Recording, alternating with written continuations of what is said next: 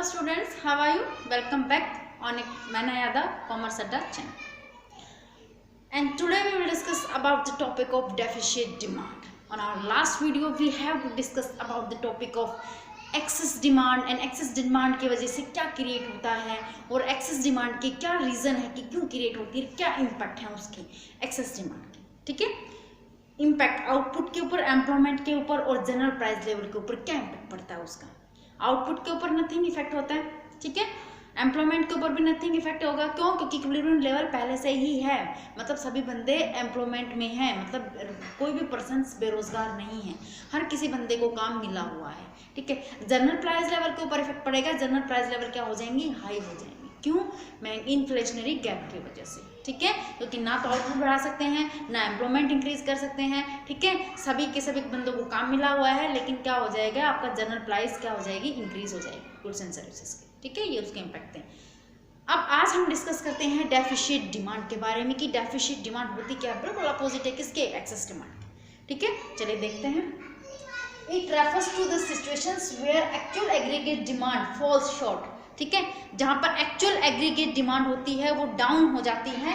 ठीक है, to aggregate demand at full employment equilibrium level. जब हमें फुल एम्प्लॉयमेंट इक्विलिब्रियम लेवल चाहिए होता है तो उस लेवल से जो हमारी एक्चुअल एग्रीगेट डिमांड है वो क्या हो जाती है? डाउन हो जाती है. ठीक है, एक्सेस डिमांड में क्या था कि जो एक्चुअल एग्रीगेट डिमांड हमारी आई है वो हमारी, ठीक है, वो प्लान एग्रीगेट डिमांड से क्या होती है? हाई हो जाती थी.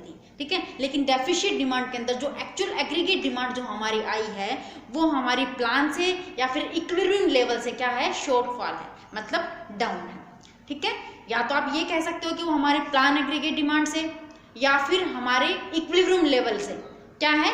शॉर्ट है, डाउन है. ठीक है, अब देखो डायग्राम में देखिए, ये OX के ऊपर एग्रीगेट डिमांड और एग्रीगेट सप्लाई को रिप्रेजेंट किया. सेम डायग्राम में कुछ चेंजेस नहीं करने हैं. ये इनकम एंड आउटपुट है, बस थोड़ा सा चेंजेस क्या है कि ये हमारे 45 डिग्री के एंगल से सीधा एग्रीगेट सप्लाई जा रहा है हमारे पास. ठीक है, और ये हमारी एग्रीगेट डिमांड है, जहाँ पर एग्रीगेट डिमांड और एग्रीगेट सप्लाई आपस में एक दूसरे को काटते हैं. ये क्या था? हमारा इक्विलिब्रियम था. हमने ये मान करके चले थे कि यहाँ पर इक्विलिब्रियम या इतनी डिमांड तो हमारी पहुँच ही जाएगी और हमें इक्विलिब्रियम लेवल मिल जाएगा.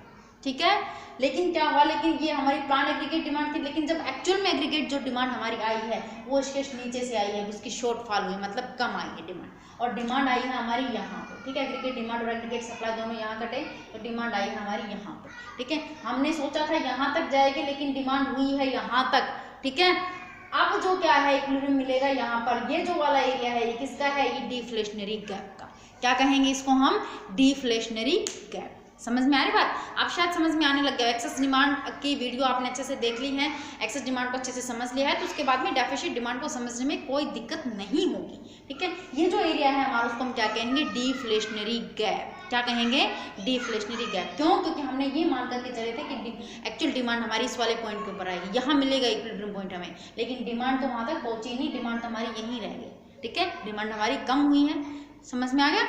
चलिए ठीक है, या फिर यूँ कहें कि हम मान करके चलते हैं कि यहाँ पर डिमांड हमारी 100 आएगी या फिर यहाँ आती है हमारी 80, मतलब 20 का गैप रह गया हमारी डिमांड के बीच में. हमने सोचा था कि 100 आएगी लेकिन आई हमारी 80 है. ठीक है, तो ये जो गैप है उसको हम क्या कहेंगे? Deflationary gap.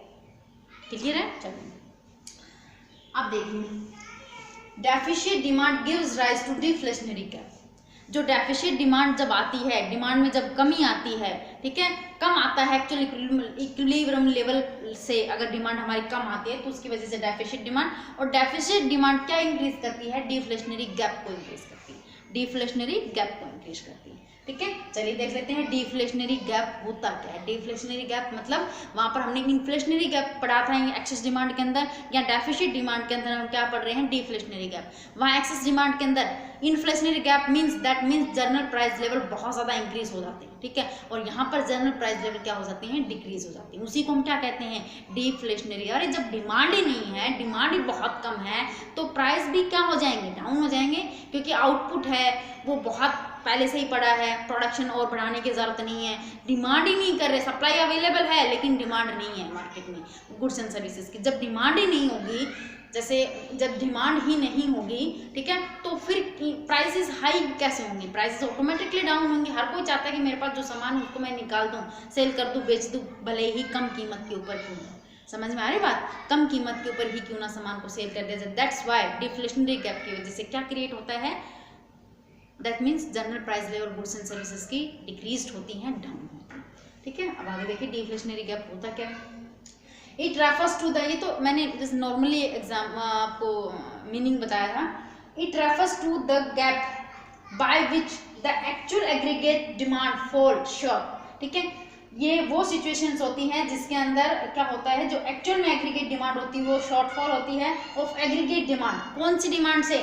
Required to establish full employment equilibrium level. Full employment equilibrium level establish करने के लिए जितनी डिमांड हमें चाहिए होती है उससे कम डिमांड आती है हमारी, ठीक है। ये वो सिचुएशंस होती है या फिर वो कंडीशंस होती है या फिर ये वो गैप होता है जब फुल इक्विलिब्रियम एम्प्लॉयमेंट लेवल हमें एस्टेब्लिश करने के लिए जितनी डिमांड एग्रीगेट डिमांड चाहिए होती थी उससे कम डिमांड हमारी आती है, ठीक है। उसको क्या कहेंगे? Deflationary gap. क्या कहेंगे?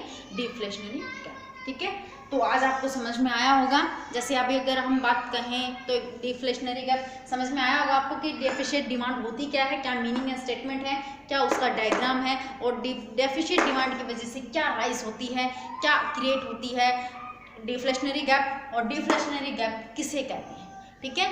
तो आज की वीडियो में स्टूडेंट्स इतना ही, कल मिलते हैं अनदर वीडियो के साथ में, what is the reasons and impact of deflationary gap. तब तक के लिए थैंक यू।